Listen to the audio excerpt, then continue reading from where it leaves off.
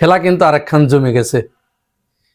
এমন খেলা শুরু হয়েছে, মানে জামাত ইসলাম চরমোনাইকে নিয়ে যেভাবে খেলছে, চরমোনাইয়ের পীর সাহেব এটি বুঝতেই পারছে না যে এই বলটা কি গুগলি আসলো, নাকি বাউন্সার আসলো, নাকি অফ ব্রেক, নাকি লেগ ব্রেক। মানে এক এক সময়ে এক এক রকমের ওই ওয়াসিম আকরামের মতো বল ছুড়ে দিচ্ছে। পীর সাহেব তো ওই যে আগেই বলেছি, পান খাওয়া মানুষ, সহজ সরল হয়, উনি বুঝতে পারছেন না জামাতের সাথে চরমোনাইয়ের পীর সাহেবের এই খেলতে যাওয়াটা উচিত হয়নি। জামাত ইসলাম অনেক চেষ্টা করেছে চরমোনাইয়ের পীর সাহেবকে এই জোটে আনার জন্য,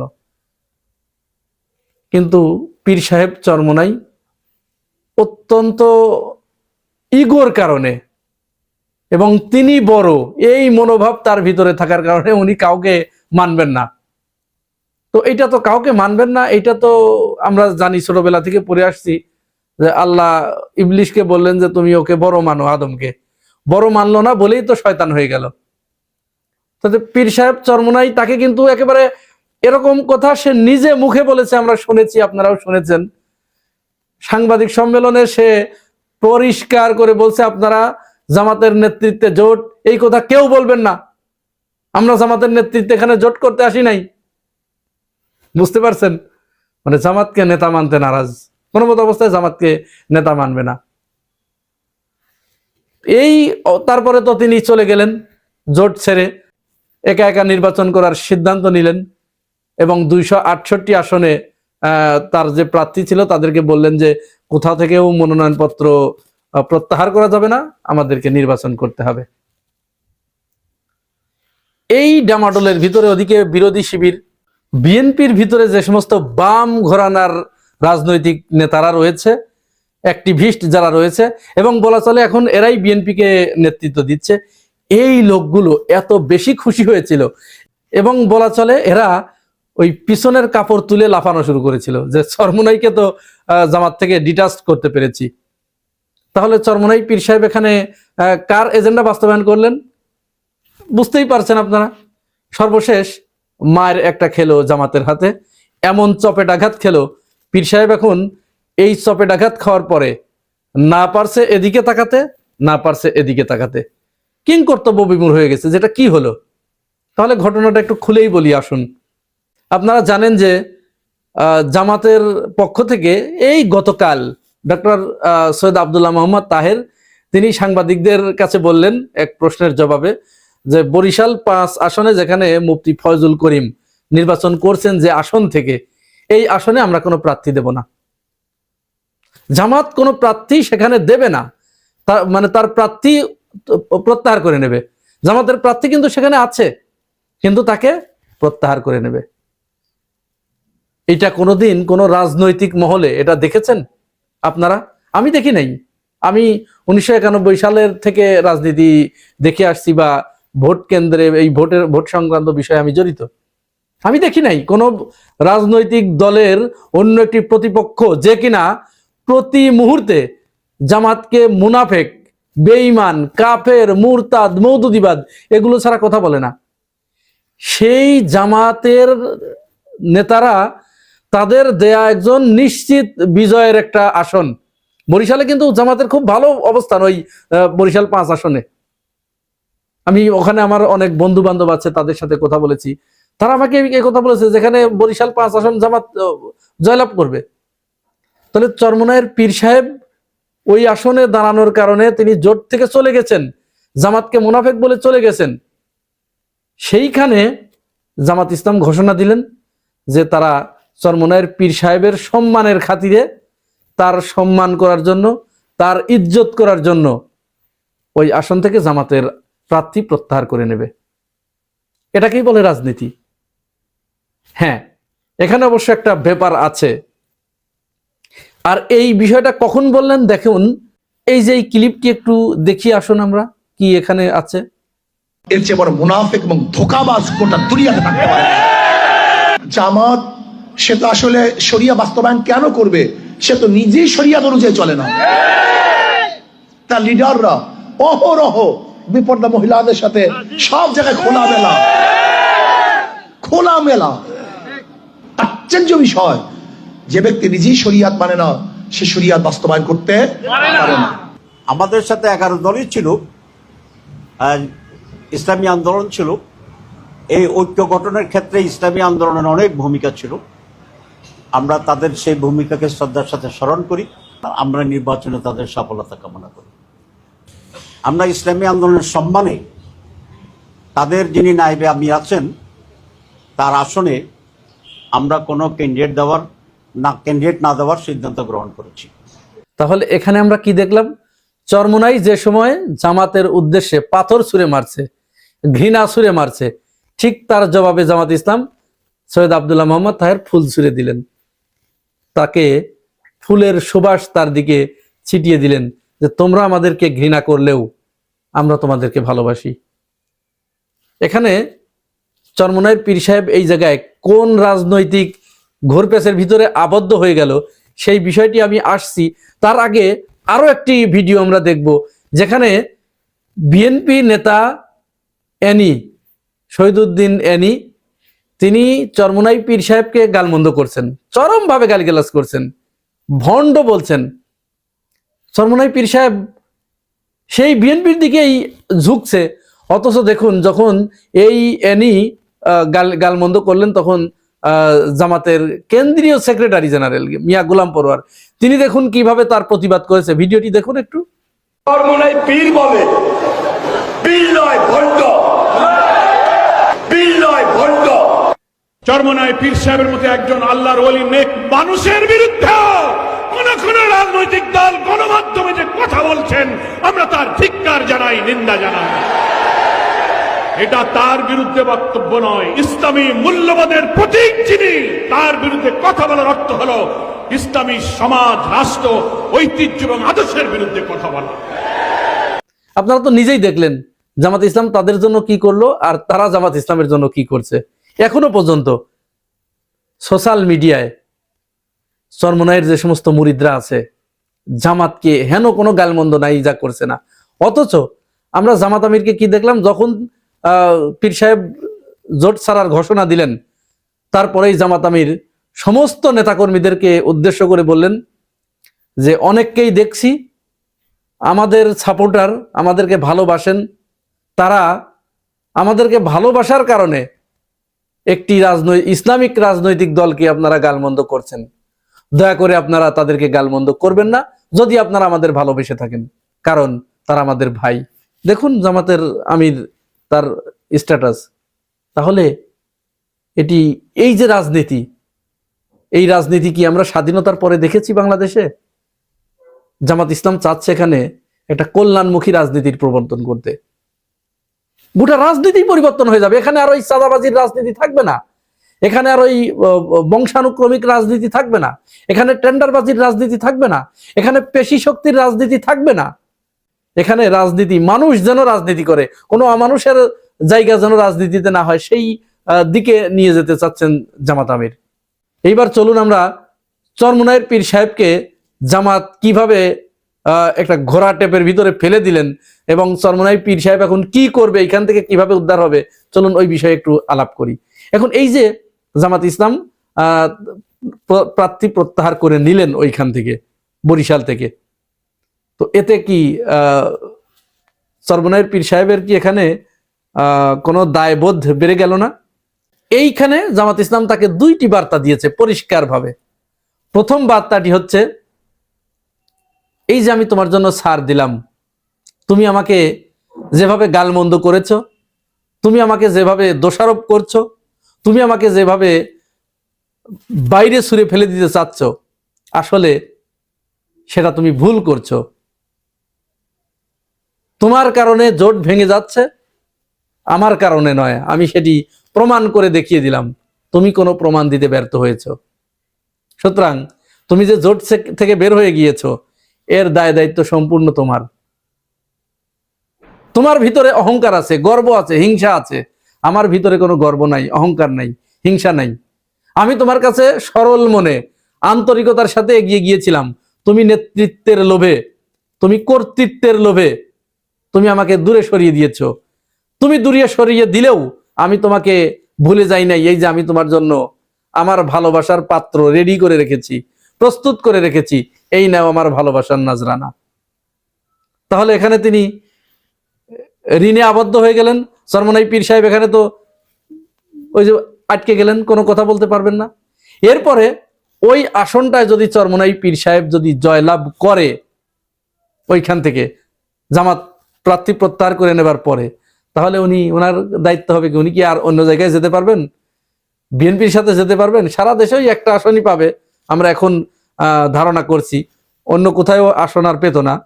এখন জামাত ওখান থেকে প্রার্থী প্রত্যাহার করার কারণে একটা আসন চরমোনাই পাবে, ওই আসনটা। তাহলে আসন পাওয়ার পরে তখন কিন্তু তোমাকে জামাতের কাছে আসতেই হবে। জামাতের কাছে না এসে আর তখন তোমার কোনো উপায় থাকবে না। এই যে ঘেরাটোপের ভিতরে তুমি ভাই পড়ে গেলে, এইটা তোমার রাজনৈতিক অবিচক্ষণতার কারণে, তোমার রাজনৈতিক অদূরদর্শিতার কারণে তুমি জামাতের কাছে এরকম একটি মার খেলে। সুতরাং ভবিষ্যতে কোন ধরনের রাজনীতি তোমাকে করতে হবে, জামাত ইসলাম কিন্তু পরিষ্কার একটা বার্তা তোমাকে দিয়ে দিয়েছে। সিদ্ধান্ত চরমোনাই পীর সাহেবের। একটা খবরের প্রতি আপনাদের মনোযোগ আকর্ষিত নিশ্চয় এতক্ষণে হয়েছে। জনাব তারেক রহমান তিনি একটি মন্তব্য করেছেন একটা জায়গায় বক্তব্য দিতে গিয়ে। সেখানে তিনি তার বক্তব্যের এক পর্যায়ে বললেন যে আমরা গুপ্ত রাজনীতি করতে চাই না, যারা গুপ্ত রাজনীতি করে তাদের মতো আমরা হতে চাই না। স্পষ্টভাবেই এই কথাটি বলে তিনি ইসলামী ছাত্র শিবিরের প্রতি ইঙ্গিত করেছেন। কারণ 5 আগস্টের পর থেকে আমরা ছাত্র দলের কাছ থেকে এই জাতীয় কথাগুলো শুনে আসছি। গুপ্ত শিবির, গুপ্ত রাজনীতি, এই কথাটাই আজ আমরা তারেক রহমানের মুখে শুনলাম। কৌশলের নামে গুপ্ত কিংবা সুপ্ত বেশ ধারণ করেনি বিএনপির কর্মীরা। বিএনপি করছে আওয়ামী লীগ সরকারের সময়, আমরা অনেকে কিন্তু আওয়ামী লীগের লোক আমরা আঘাত করে তলে তলে চলছি। গত বছর আছিলাম আমি আওয়ামী লীগ, এই একই জায়গায়। এই বছর আমি বিএনপি, ব্যাপারটা বুঝতে হবে না।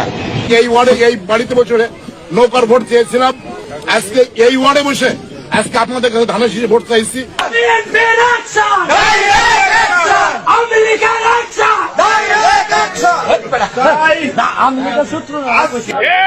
লড়াই করো,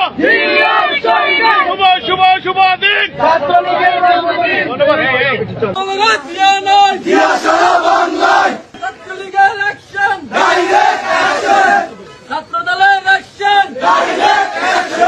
তারেক রহমান জিন্দাবাদ, ম্যাডাম খালেদা জিন্দাবাদ, জিয়া রহমান শহীদ হোক, জয় বাংলা। এই বলে আমার বক্তব্য আমি শেষ করলাম। জয় বাংলা। জাতীয়তাবাদী দল বিএনপি জিন্দাবাদ। সেই জায়গায় নিয়ে যান।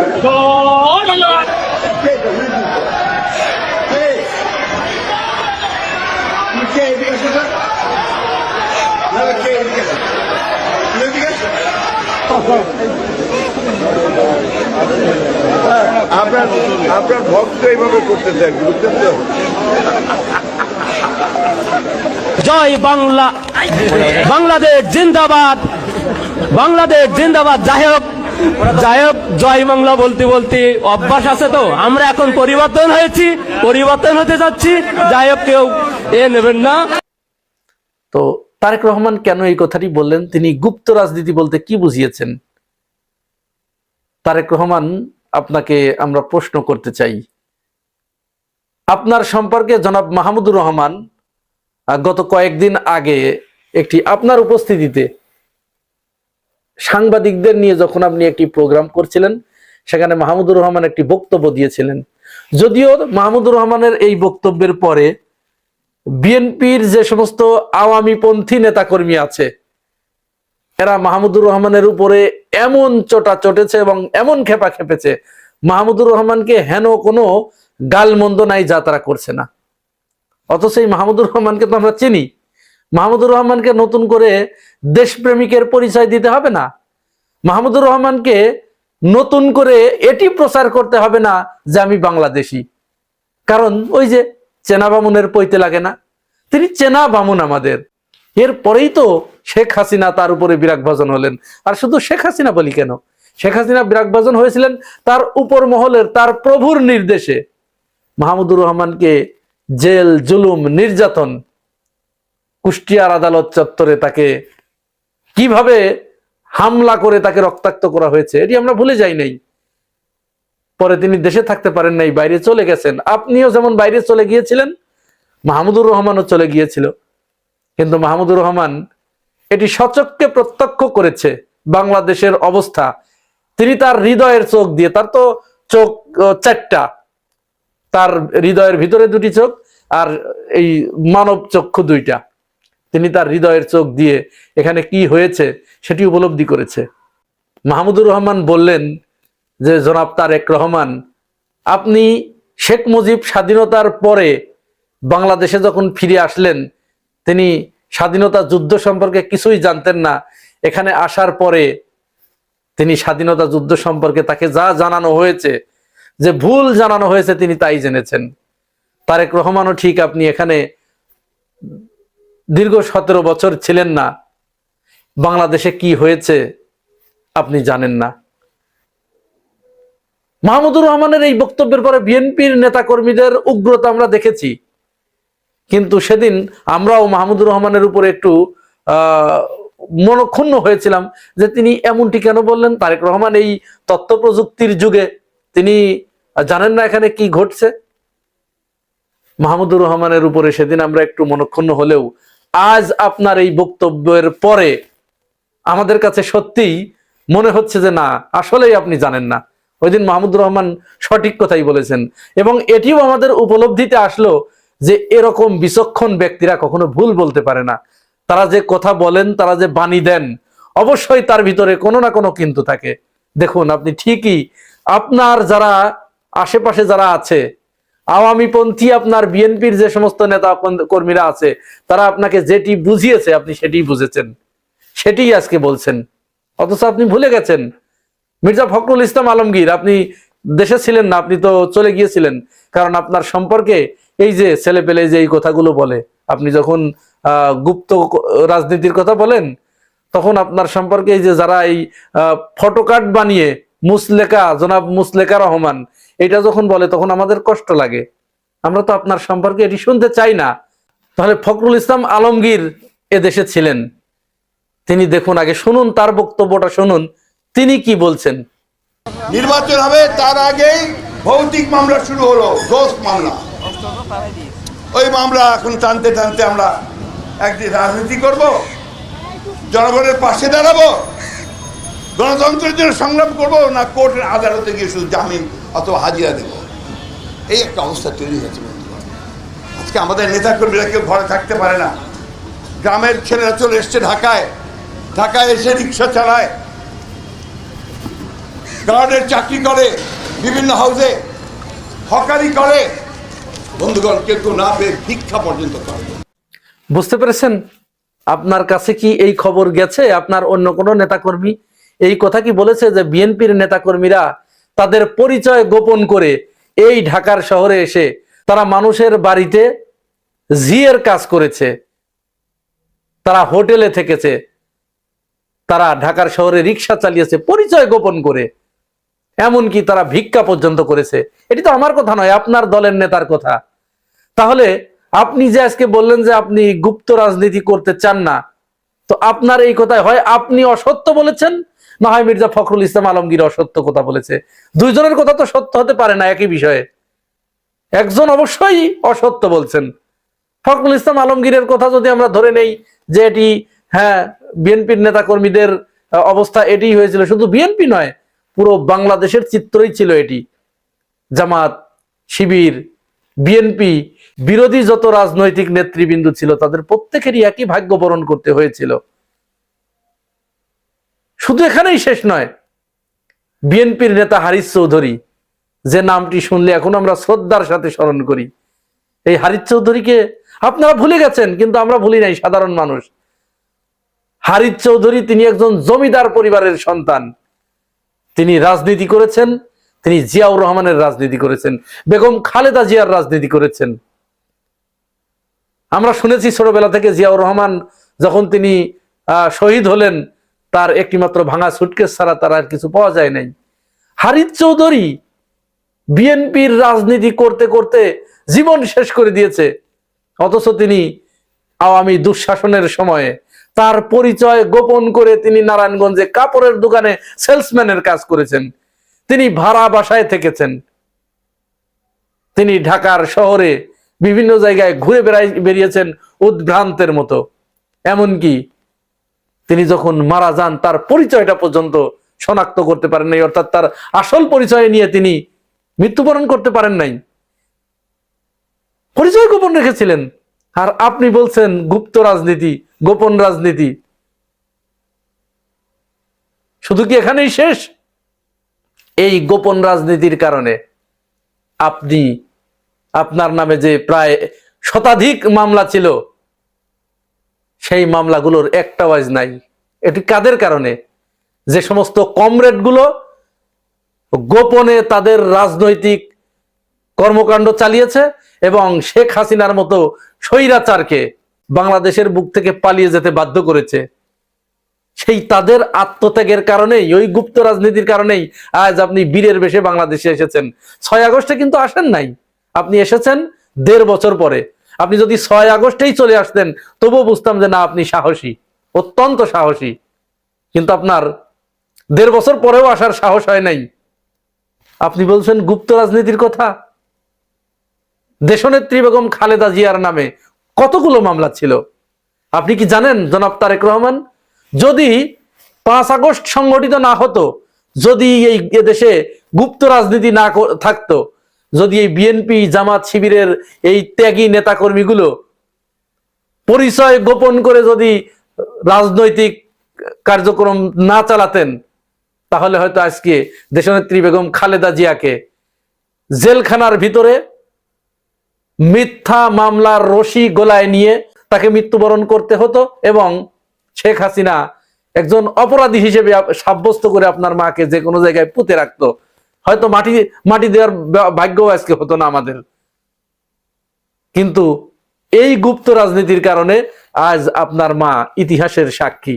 তার জানাজা স্মরণকালের নিকট অতীতের বা দূর অতীতের বৃহৎ একটি ইতিহাস। আপনি বলছেন গুপ্ত রাজনীতি।